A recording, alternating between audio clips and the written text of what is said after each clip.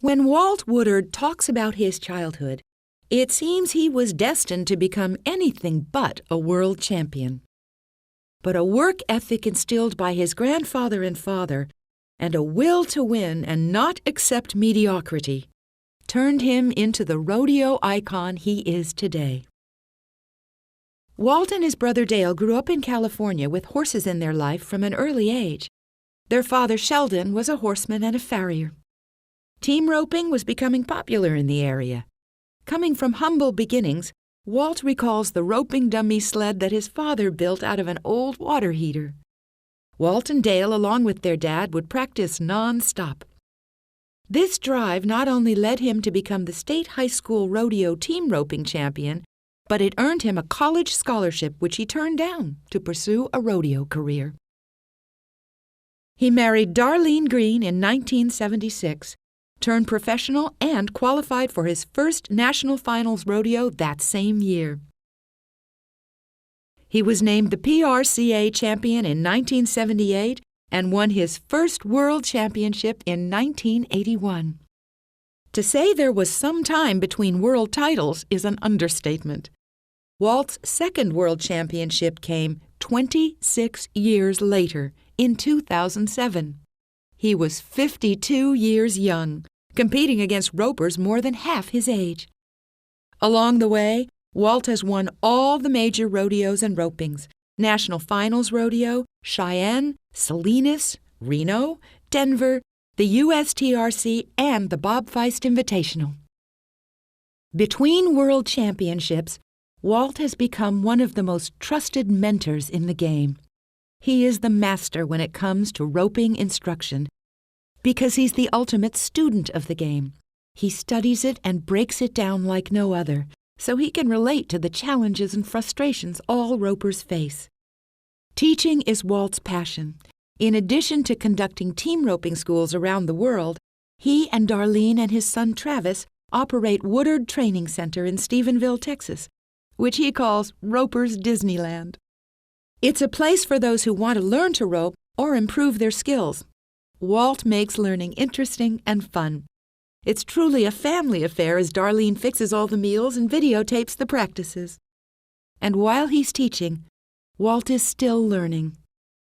There could be another world championship in his future. 2014 TxCowboy Hall of Fame inductee, Walt Woodard.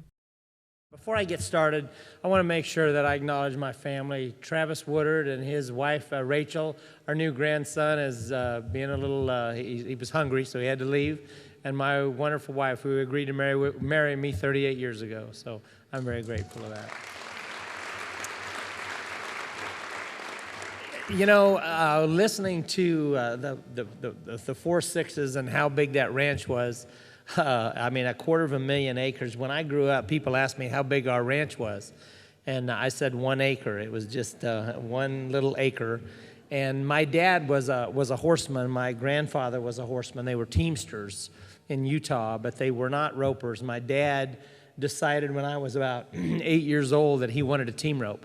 And I have no idea. He had seen somebody doing it, driving down the road or whatever. So he came home. We didn't even have a horse trailer. We had a big truck that he hauled horses in, and he built his own homemade horse trailer. And I don't know if you've ever seen a homemade horse trailer, but they turn out really nice. It was beautiful. And it was a single axle horse trailer, and he hooked it onto a little half-ton pickup. And it was so heavy that it made our pickup do that.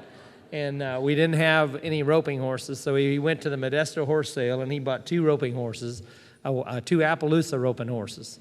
One, and if you're Appaloosa breeders in here, I'm sorry, but one of them was named Chickadee and the other was named Lunkhead.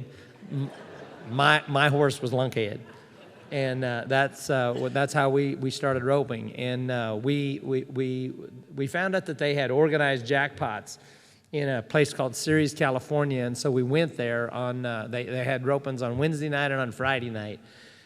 So we had our horses, our Appaloosas, and we took them down there, and it was, on Wednesday night they had a pick your partner, and we went there and no one picked us.